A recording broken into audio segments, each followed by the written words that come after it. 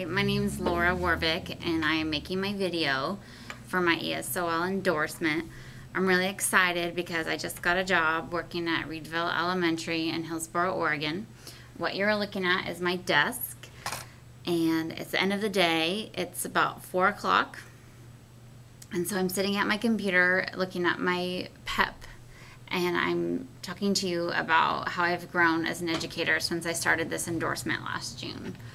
So I started subbing in Hillsboro last year, almost a year ago, and I did a long-term sub job at an elementary school in second grade, and I realized that there were some techniques that I was watching my teachers engage in that I didn't know how to do. And I really cared about these students and I wanted to help them. And so I had heard that Concordia had a great program, and so I decided to enroll. And good instruction is good instruction, and I just passed my Arella, and I did really well, and it's because of Concordia, so I'm really grateful. So my first goal was the competency number 1, and to be able to assess knowledge and skills of students in relation to long-term content goals and district standards, and to be able to determine the knowledge and skills each student needs to accomplish them. And so my plan was to take EDCI 543, Assessing Learners, and what I found was that doing alternative assessments instead of just basing my work on standardized testing is going to give me a better picture, and informal assessments, in-class assessments, is going to give me a better picture of what students can actually do, as opposed to a high-stakes test, which is, pressure and how they do on any given day, which is something that I've always believed. But giving them, testing them on what I've been teaching, and doing, projects that they have a high interest in learning is it's just nice to find that the research supported what I've known intrinsically. Excuse me, I did a long-term sub job for a couple of months this past fall/winter in a 4th grade classroom, and we did Native American studies, and students were able to make, depending on what they studied, make a diorama, or make, one student was really interested in cedar diapers because they made diapers out of cedar. So, but those are things that kids will remember. Competency number 2, to design instructional plans that incorporate knowledge of students' developmental levels, interests, abilities, and learning accomplishments consistent with content goals and district standards. I really wanted to show myself that I can design lesson plans without using a boxed or prefab curriculum. So I included my paper on the GLAD project, and I included a sheltered instruction plan that I wrote. And the lesson plan was giving compliments using pronouns and adjectives. And it's for 4th grade, and kids were giving presents around the holiday time. It didn't have to be a Christmas present because there's all kinds of religions represented in public schools. And I used the Important Book by Margaret Wise Brown, and kids made things using recycled materials to present a poem. Actually, it was a page of a book modeled after Margaret Wise Brown's The Important Book. And we modeled pronouns and adjectives, and there were kids of all levels of English ability in that class, and I made the lesson up. I'd seen it before when I was student teaching, but I'd never done it myself, and it felt really good to do that. And I learned that I can extend the lesson to not just think of words that they know, but to provide more difficult words for my high flyers. Let's see here. And then for my GLAD strategies, I cannot wait to get GLAD trained. I wrote, a friend of mine has been GLAD trained, and so she has access to the GLAD units, and so that was a really great resource as well.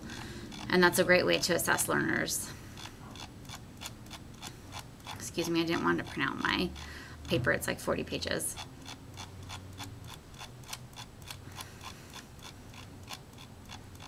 I'm conserving resources.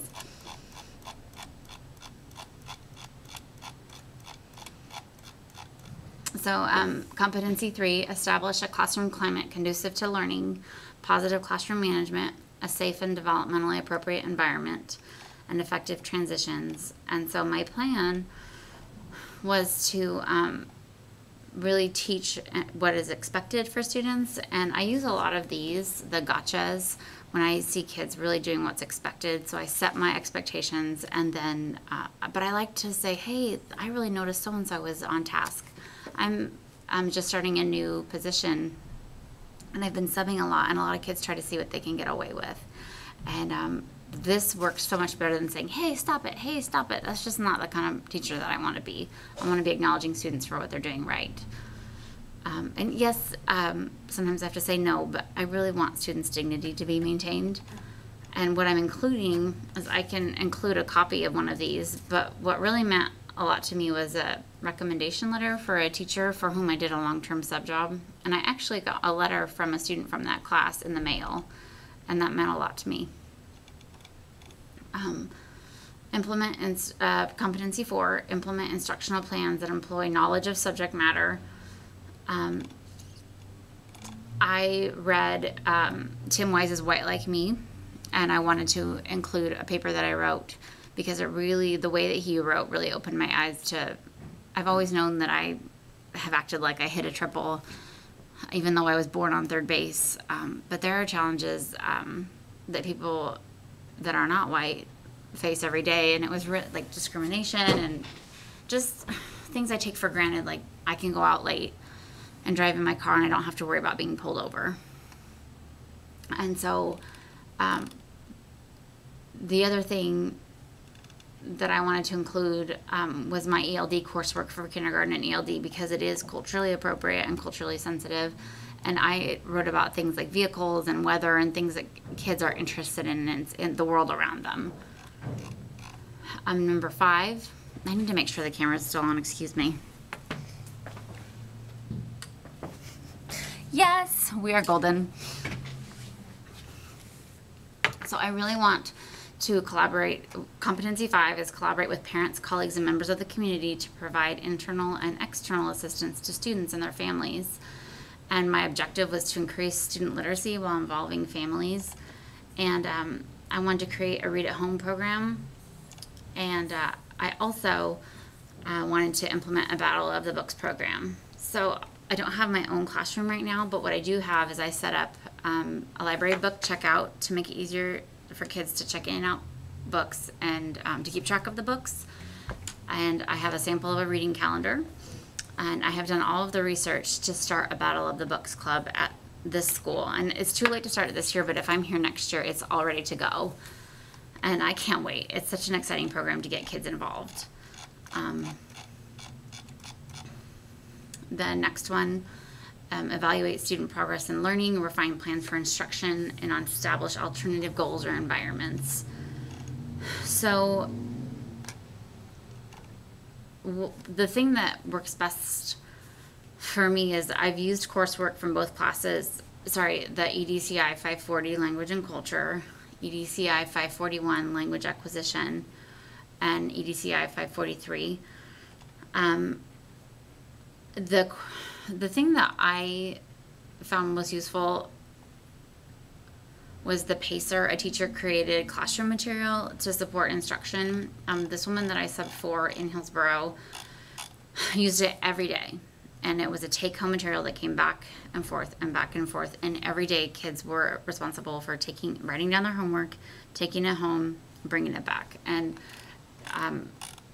it was invaluable for staying on top of who owed what work.